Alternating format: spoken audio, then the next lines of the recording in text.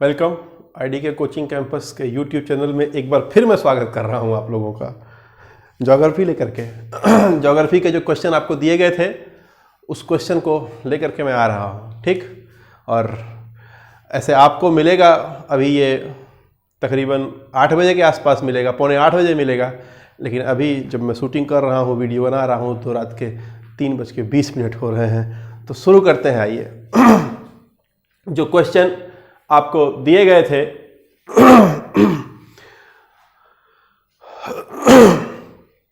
उन क्वेश्चंस पर जो है हम लोग फोकस करेंगे। देखिए, वो क्वेश्चन जो थे 10 क्वेश्चन आपको जो ज्योग्राफी के मिले हुए हैं वो सारे के सारे क्वेश्चन पृथ्वी की गतियों से हैं।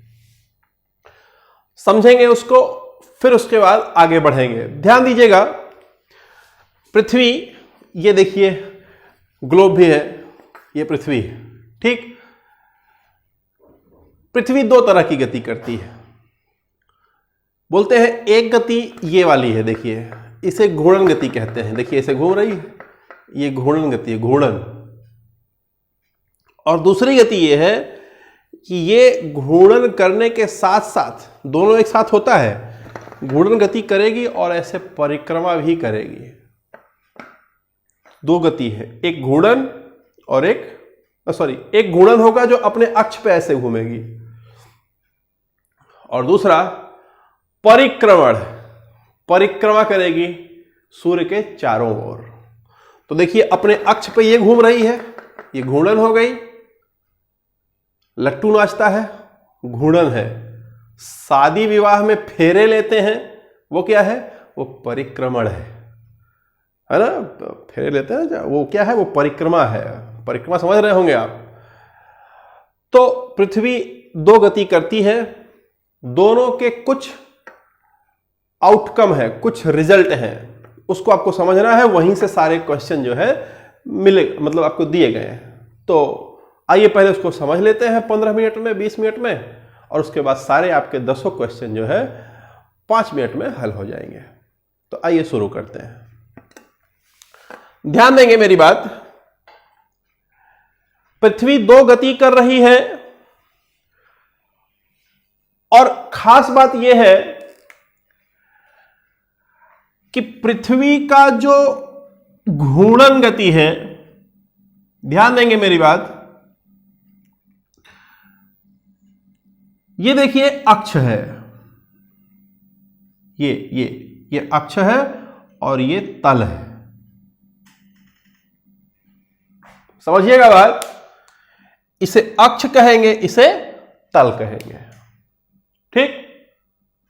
ध्यान देंगे, पृथ्वी इस अक्ष के सहारे नहीं घूमती है। अक्ष समझते हैं ना, जिसके चारों तरफ पूरा सब कुछ खेला होता हो। जैसे हमारा शरीर है, हमारे शरीर में अक्ष क्या है पता है? ये रीढ़ की हड्डी अक्ष है। आम का फल देखें, आम का जहां पे ढीपी होता है, लगता है ऊपर, और जो नीचे सबसे भाग निकला होता है वो पूरा उसके सीध में उसका अक्ष होता है। तो हर प्राकृतिक चीज का अक्ष होता है, और उसके 2 भाग होते हैं। एक होता है उत्तर, एक होता है दक्षिण। हम लोगों के शरीर में 2 भाग है, ऊपर है उत्तर, नीचे है दक्षिण। तो ऐसे पृथ्वी भी है, ऊपर वाले भाग को उत्तर, नीचे वाले भाग को दक्षिण कहते हैं। देखिए, पृथ्वी का ये जो अक्ष है, पृथ्वी इस पर घूर्णन नहीं करती है। पृथ्वी जो है, ये देखिए इस अक्ष से 23.5 अंश झुकी हुई है। कितना अंश? 23.5 अंश। 23 सही 1/2 डिग्री झुकी हुई है। तो तल से कितना होगा इसका? ये पूरा 90 है, 23.5 ये हो गया, तो ये 66.5 अंश हो जाएगा।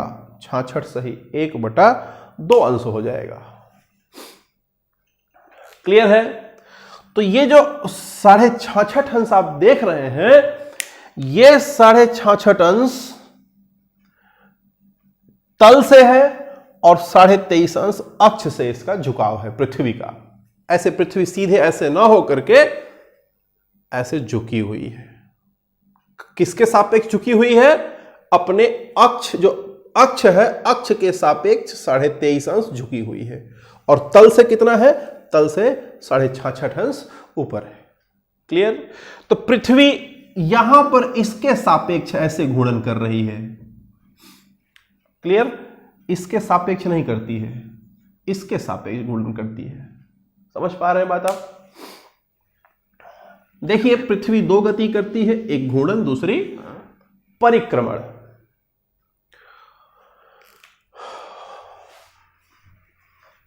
यहां समझिएगा, घूर्णन गति से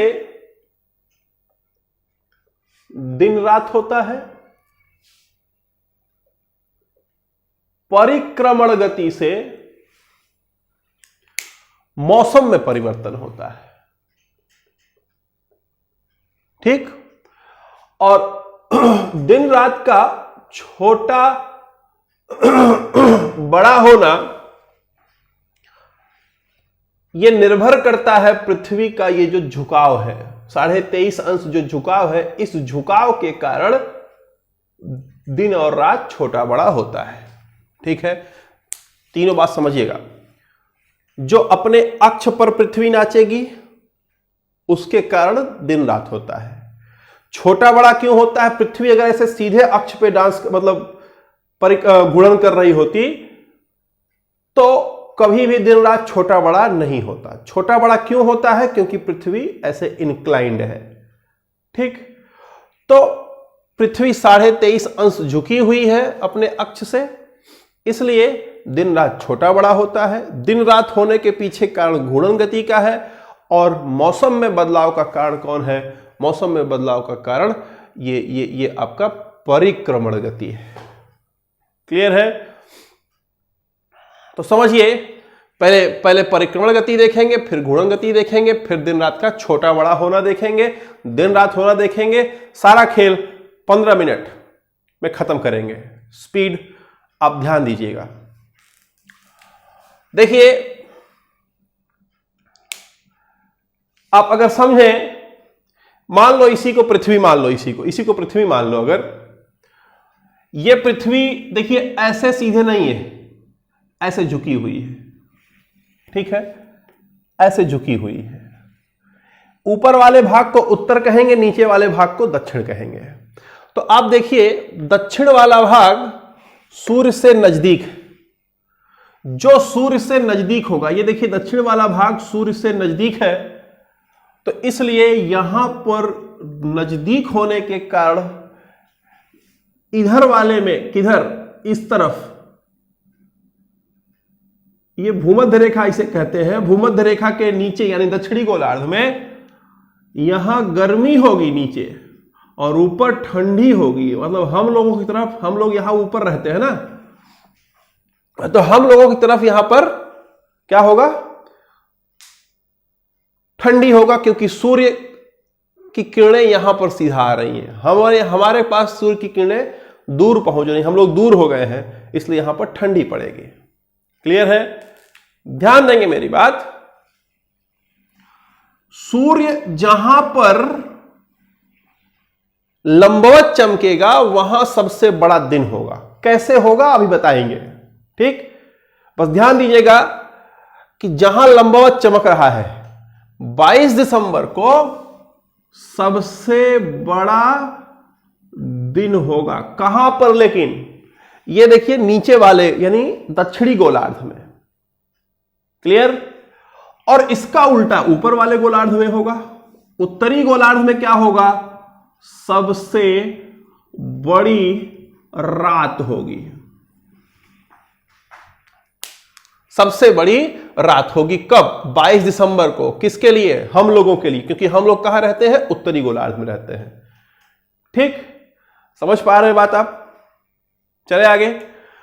तो यहां पर ठंडी है और रात सबसे बड़ी हमारे लिए है 22 दिसंबर को। ठीक? अब देखिए, ये पृथ्वी दिसंबर के बाद जनवरी, जनवरी के बाद फरवरी, फरवरी के बाद मार्च, यानी 4 महीने बाद यहां पहुंच जाती है। परिक्रमा ऐसे कर रही है। ठीक, ये जो परिक्रमा कर रही है इसकी अपनी एक स्पीड है। ठीक, वो स्पीड पे अभी आते हैं, ध्यान दीजिएगा। कुछ स्पीड से ये आगे बढ़ रही है, ऐसे आगे बढ़ रही है। 4 महीना में यहां पहुंचती है और फिर 4 महीना बाद यहां पहुंचती है। 4 महीना बाद जब यहां पहुंचती है तो देखिए ये उत्तर वाला भाग नजदीक हो जाता है सूर्य के और दक्षिण वाला भाग सूर्य से दूर हो जाता है। जो भाग सूर्य के नजदीक आ जाएगा वहां गर्मी हो जाएगी, यानी कि अब उत्तरी भाग में, यानी जहां हम लोग रहते हैं वहां पर गर्मी होगी। ठीक, तो 23.5 अंश पर देखिए यहां पर गर्मी पर जो है ये उत्तरी गोलार्ध में 23.5 अंश पर सीधी पड़ रही है, तो हमारे यहां गर्मी होगी। लेकिन दक्षिणी गोलार्ध में ठंडी होगी। हमारे यहां गर्मी है, हमारे यहां सीधी लंबवत चमक रही है। कब? 21 जून को। कहां पर? उत्तरी गोलार्ध में 23.5 अंश पर सीधी चमक रही है। तो बोलता है इस दिन हमारे लिए, यानी उत्तरी गोलार्ध के लिए सबसे बड़ा दिन होगा और यहां वालों के लिए सबसे बड़ी रात होगी, नीचे वालों के लिए। क्लियर है? समझ पा रहे हैं? लेकिन बोलता है ये जो 21 मार्च और 23 सितंबर है, इस दिन सूर्य भूमध्य रेखा पर चमकता है, भूमध्य रेखा पर लंबवत हो जाता है। भूमध्य रेखा पर लंबवत होने के कारण जो भूमध्य रेखा पर लंबवत होने के कारण जो स्थिति बनती है वो ये बनती है कि दिन और रात बराबर हो जाते हैं। अभी कैसे होगा अभी उस पर चर्चा करेंगे, है ना। तो देखिए 21 मार्च और 23 सितंबर को दिन बराबर रात होगा, यहां भी दिन बराबर रात होगा और मौसम भी यहां पर मार्च और सितंबर में सामान्य मौसम होगा, ना बहुत ठंडी होगी ना बहुत गर्मी होगी। क्लियर है? तो 4 मौसम होते हैं, 1 2 3 4। ठीक, ये चारों मौसम 4 स्थितियां आपकी दर्शा रहे हैं। हमारे लिए यहां ठंडी होगा, ठंडी के बाद क्या आता है? पतझड़ आता है, फिर उसके बाद क्या आएगा? गर्मी आएगा, फिर उसके बाद आपका बरसात आएगा। समझ पा रहे हैं? तो ये क्रम में से आपका चलता रहेगा। समझ पा रहे हैं आप? ये मौसम बदल रहा है और दिन रात छोटा बड़ा भी यहीं पे हो, हमने बताया आपको भी कैसे होता है उसको बता रहे हैं। यहां तक बात क्लियर है? मौसम बदल रहा है, ये तो क्लियर हो गया। ठीक, इसके बारे में एक वीडियो मैंने पहले भी डाला हुआ है, उसको आप देखेंगे तो डिटेल में समझ आ जाएगा। अब देखिए दिन रात जो होता है वो कैसे होता है, ध्यान देंगे मेरी बात। ये मान लो आपका ये बिंदु ए, आपका घर बिंदु ए पर है। ठीक, सूर्य की किरणें ऐसे प्रकाशित हो रही हैं, है ना। अब पृथ्वी ऐसे अपने अक्ष पर जो है घूर्णन कर रही है। ठीक, ऐसे घूर्णन कर रही है। समझ पा रहे हैं? पश्चिम से पूर्व की ओर जा रही है, पश्चिम से पूर्व की ओर जा रही है।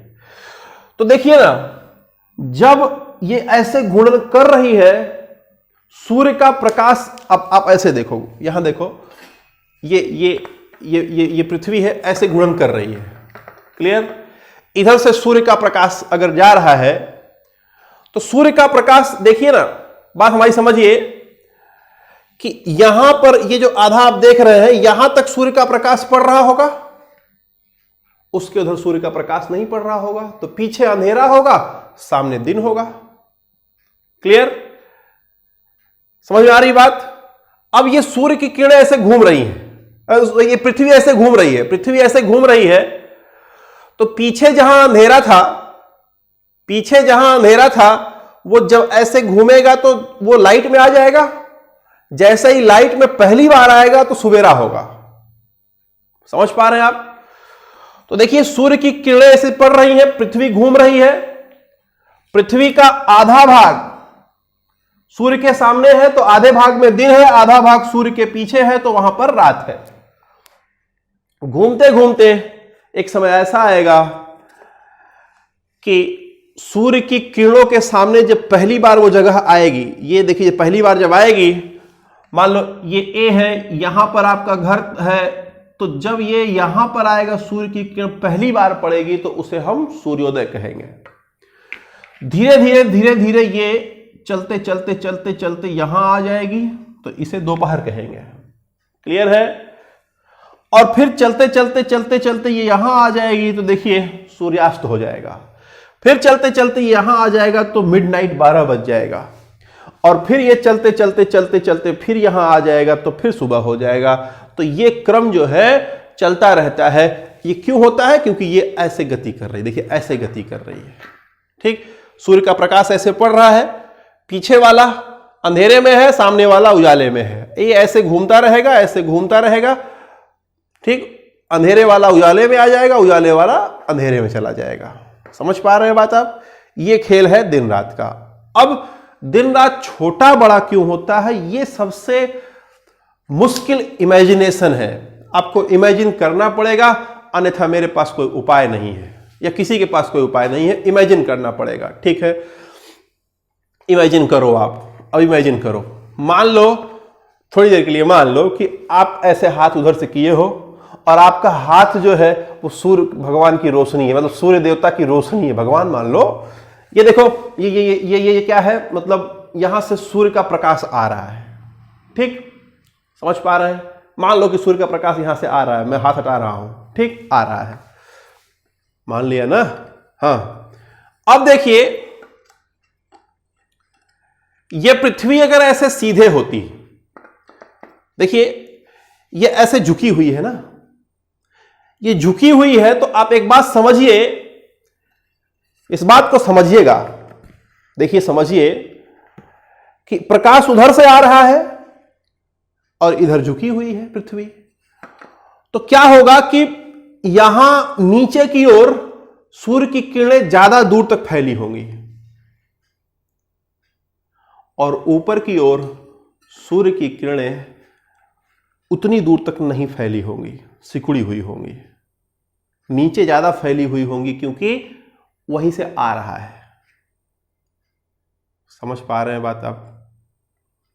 थोड़ी देर बाद, थोड़े दिनों बाद, जब यही पृथ्वी घूमते घूमते घूमते घूमते उस तरफ चली जाएगी तो तब फिर यह सूर्य इस तरफ प्रतीत होगा और पृथ्वी उधर प्रतीत होगी। तो इधर वाले ऊपर वाले भाग में ज्यादा दूर तक जो है इसकी रोशनी आएगी और नीचे वाले भाग में कम दूर तक इसकी रोशनी फैलेगी। नहीं समझ पाए? कैसे समझाएं? फिर से देखिए, कल्पना करिए। ये देखो, ये मेरा हाथ, ये देखो पेन देखो, दोनों जब सामने से रोशनी आ रही है, अगर ये सीधा होता, ऐसे सीधा होता तो नीचे से ऊपर तक हर जगह बराबर रोशनी आती है। ठीक, लेकिन ये ऐसे झुका हुआ है, पृथ्वी से झुकी हुई है। तो झुकी हुई है पृथ्वी, तो देखिए ना, पृथ्वी झुकी हुई है तो ये आधे आध पर आएगा, जो है आधे आध पर पूरा एकदम रोशनी आएगी सूर्य की। तो यहां पर आप देखिए नीचे वाले भाग में यहां पर फैला हुआ महसूस होगा और ऊपर वाले भाग में सिकुड़ा हुआ सूर्य की रोशनी आएगी। क्लियर? और जब यही पृथ्वी घूमते हुए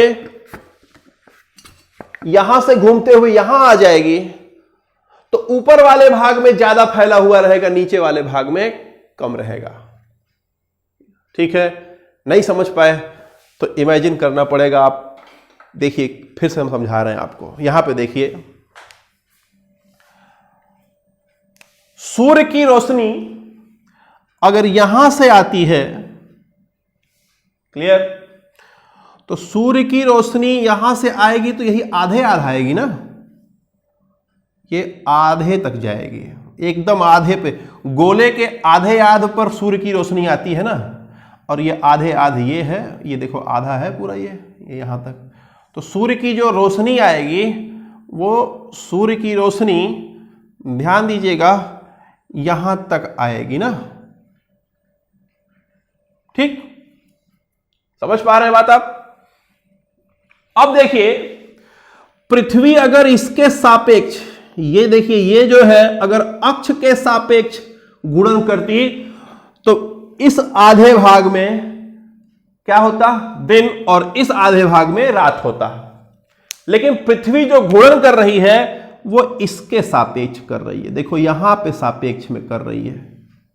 तो आप देखिए ना, जो पृथ्वी का ये वाला भाग है, बिल्कुल ध्यान से देखिए, ये वाला जो भाग है ये कितना भी घूर्णन कर ले, ये पृथ्वी कितना भी घूर्णन यहां कर ले, ये सूर्य के सामने ही रहेगा।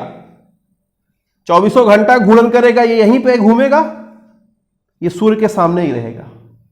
और ये वाला भाग देखिए, ये वाला भाग कितना भी घूर्णन करे, कितना भी घूर्णन करे, सूर्य के बाहर ही रहेगा, मतलब सूर्य के प्रकाश के बाहर ही रहेगा। यानी यहां हमेशा रात रहेगी, यहां हमेशा दिन रहेगा।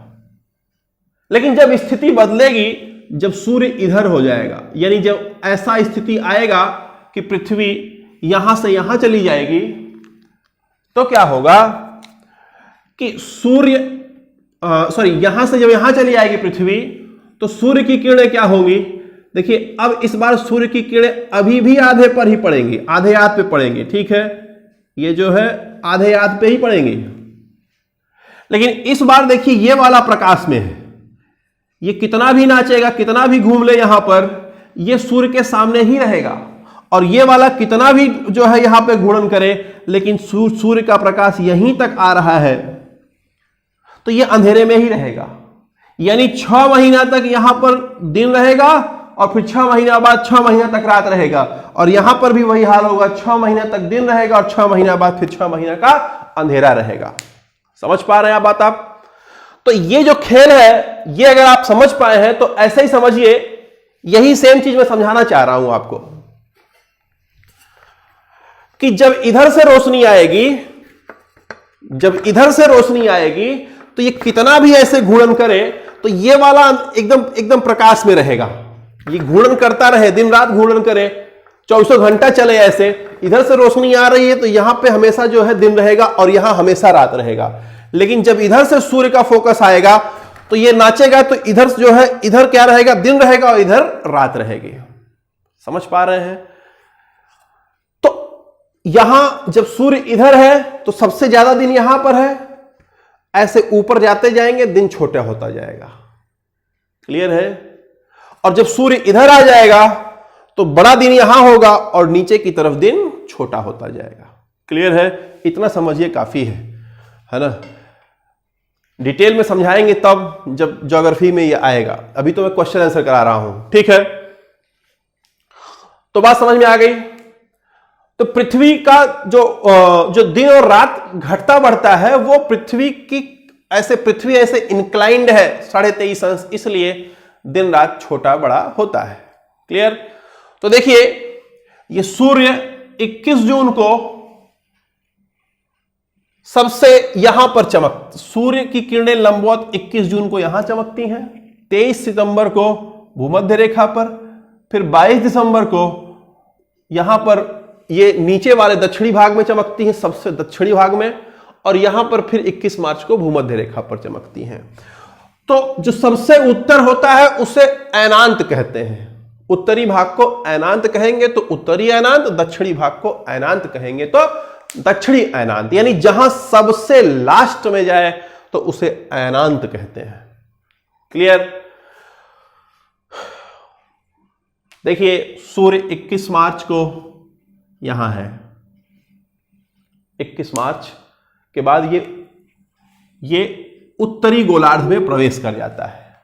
ये देखिए इसके ऊपर को नॉर्दर्न हेमिस्फीयर कहते हैं और इसके नीचे वाले को सदर्न हेमिस्फीयर कहते हैं।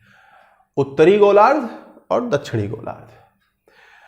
21 मार्च के बाद ये उत्तरी गोलार्ध में प्रवेश करता है। मार्च के बाद अप्रैल, मई, जून, 3 महीना बाद 21 जून को ये उत्तरी ऐनांत पर होता है, 21 जून को। और जब उत्तरी ऐनांत में होगा तो उसी दिन उत्तर में सबसे बड़ा दिन होगा। क्लियर? फिर ये नीचे आएगा तो दिन छोटा होना शुरू हो जाएगा, नीचे की ओर जा रहा है, दिन छोटा होना शुरू हो जाएगा। छोटा होते होते होते होते जब ये यहां पर आ जाएगा सूर्य, तो उस दिन फिर दिन रात, दिन बराबर रात के हो जाएगी।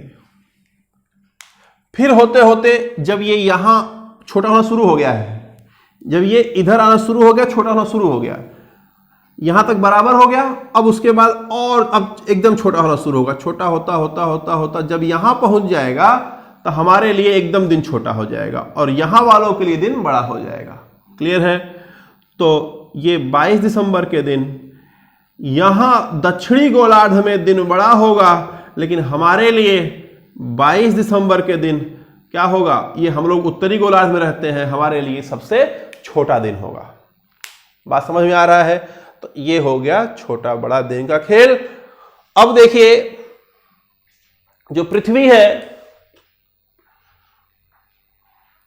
इसका एक परिधि है, सरकमफ्रेंस जिसे कहते हैं, बोलता है इसका सरकमफ्रेंस 40,075 किलोमीटर के तकरीबन है, और बोलता है इसका जो व्यास है 12,757-56, ये वेरी करता है, कहीं कहीं 56 कहीं कहीं 57 लिखा रहता है। ठीक है? ध्रुवों पर 12,714 है, ध्रुवों पर कितना है 12,714, भूमध्य रेखा पर कितना है 12,756, 12,757। ठीक है? तो ऑन एन एवरेज मान लेते हैं 12,756 किलोमीटर इसका क्या है, इसका परिधि है। क्लियर? अब ये जो गति कर रही है, ये जो गति कर रही है इसका स्पीड होगा, दो गति कर रही है, एक तो अपने अक्ष पे ऐसे ऐसे घूम रही है, एक वो गति हो गई, और एक गति है जो मतलब परिक्रमा कर रही है।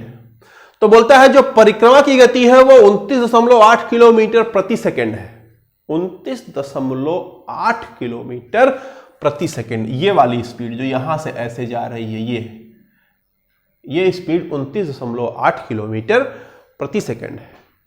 और जो अपने अक्ष पर ये यहां पर ऐसे ऐसे घूर्णन कर रही है,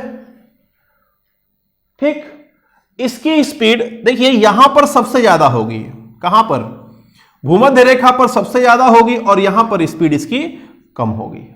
क्लियर? तो यहां पर जो सबसे ज्यादा होती है भूमध्य रेखा पर, वो होती है 0.46 किलोमीटर प्रति सेकंड।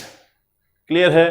तो ये रहा आपका पूरा मतलब ये क्या कहते हैं, पृथ्वी की गतियों से जो सवाल आने वाले हैं होते हैं वो यहां से होते हैं। ठीक है? अब जो सवाल आपके क्विज में दिया गया था, मैंने जो क्विज में सवाल दिया हुआ था, वो सवाल कौन कौन से हैं, आइए उसको एक एक करके पढ़ते हैं। ठीक है?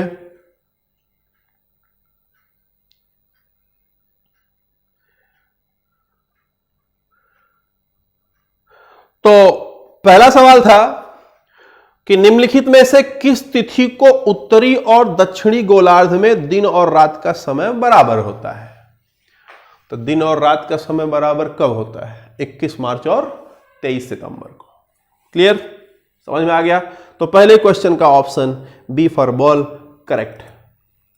दूसरा सवाल, किस तिथि को मकर रेखा पर सूर्य की किरणें लंबवत पड़ती हैं। ध्यान देंगे मेरी बात, ऊपर वाले को कर्क, नीचे वाले को मकर रेखा कहते हैं। मकर रेखा पर कब पड़ती हैं, 22 दिसंबर को।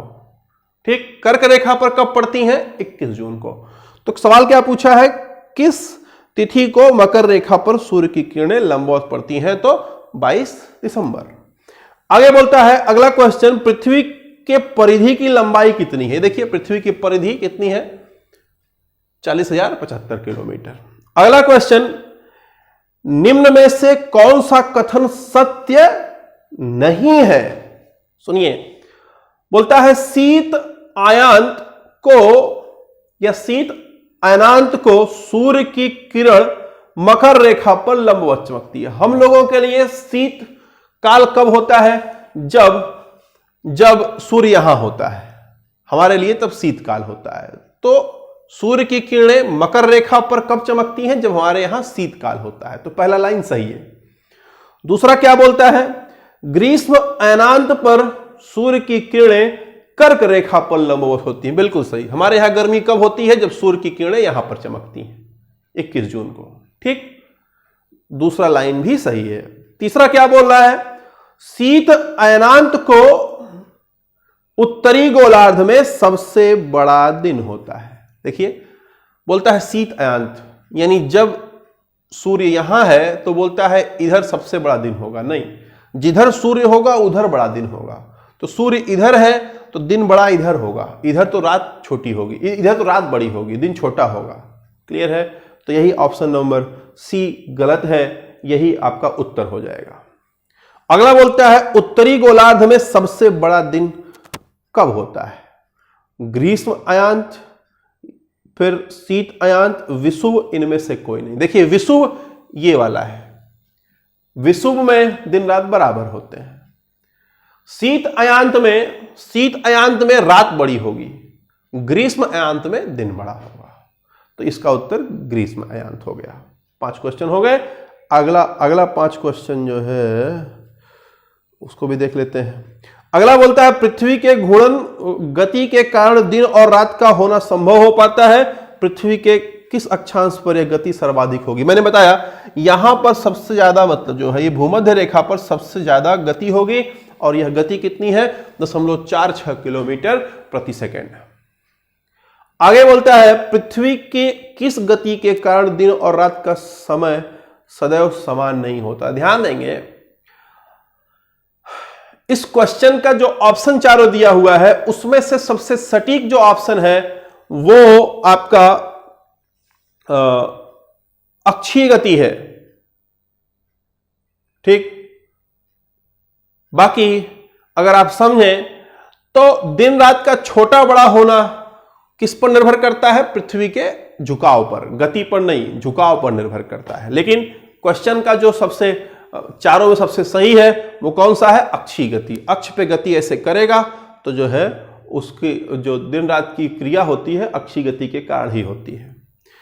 अगला बोलता है मौसम परिवर्तन के संदर्भ में निम्न में से कौन से कारक उत्तरदायी है? मौसम परिवर्तन तो ये वाली गति कराएगी ना, परिक्रमण गति। तो पहला ही सही है, परिक्रमण गति। दूसरा तो सही है नहीं। दूसरा बोलता है पृथ्वी का अपनी धुरी पर 23.5 अंश झुका होना। 23.5 अंश झुका होना दिन रात छोटा बड़ा कराता है। ठीक, फिर उसके बाद अगला सवाल है पृथ्वी का व्यास। पृथ्वी का व्यास क्या है? ये 12,756 किलोमीटर। अगला सवाल पृथ्वी की परिक्रमण गति कितनी है? ये परिक्रमण गति है 29.8 किलोमीटर पर सेकेंड। ठीक, तो आपने जितने सवाल किए थे वो सारे के सारे सवाल आपके हो गए। बस करंट अफेयर्स बचता है, उसके लिए अलग तरीका अपनाएंगे, बताएंगे, उसको हम लेकर के आएंगे कि क्या तरीका अपनाया जाएगा। उम्मीद करते हैं कि आपको समझ में आया होगा, और जो भी आप क्लास किए हैं इसका नोट्स तीनों क्लास का मैं आपसे चाहूँगा कि तीनों क्लास का नोट्स आप बाकायदा बनाएं, क्वेश्चन आयर तैयार करें, बना करके ग्रुप में, जो ग्रुप है उसमें फ़ोटो ले करके हमें सेंड करें कि हाँ सर हम काम कर रहे हैं। हमें भी तसल्ली हो कि हम मेहनत कर रहे हैं तो आप मेहनत कर रहे हो। हमें ये लगना चाहिए कि मैं मेहनत कर रहा हूँ तो आप मेहनत कर रहे हो। हमें ये फील होना चाहिए कि हम सही दिशा में काम कर रहे हैं। बच्चे जो है सारे लोग मेहनत कर रहे हैं। जब ये फील होगा तो मैं और 4 गुना मेहनत से काम करूँगा। 4 बजने वाले हैं इसलिए मैं बोल रहा हूँ 4 गुना मेहनत करूँगा। ठीक, क्यों? जब मुझे ये लगेगा कि रिज़ल्ट आप दे दोगे तो मुझे लगेगा कि मैं सफल हो सकता हूँ, तो मैं भी और मेहनत करूँगा।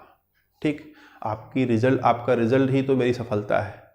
तो मैं चाहूँगा कि आप लोग इसका नोट्स बना करके हमें व्हाट्सएप करेंगे और ध्यान देंगे मेरी बात। आज चूँकि पहला क्लास था, बेस समझाने में थोड़ा समय लग गया। कल से 6 से 8 मॉर्निंग में आपका मैं कंप्लीट करा दूंगा। क्लियर? समझ गए बात? और शाम को जो 6 से 8 क्लासेज हैं, जो आपकी रेगुलर क्लासेज होती हैं, जो मतलब बेसिक क्लासेज होती हैं, वो बेसिक क्लासेज सारी शाम को 6 से 8 चलेंगे। ठीक। और ये क्लास जो होगी वो मॉर्निंग में 6 से 8 चलेगी, क्वेश्चन आंसर वाली, ठीक है। और फिर रात में 9 बजे से हम लोग क्विज करेंगे, ठीक। तो इस तरह हम लोग एक बार अपना पढ़ाई अगर रिदम पे ला लिए, यकीन मानो मेरा, इसके बाद जब वैकेंसीज आएंगी, आप इम्तहान देने जाओगे, डेफिनेटली आपका सिलेक्शन होगा, कोई रोक नहीं सकता है। उम्मीद करते हैं कि आपको समझ में चीज़ें आई हैं, सबको शेयर करेंगे। धन्यवाद।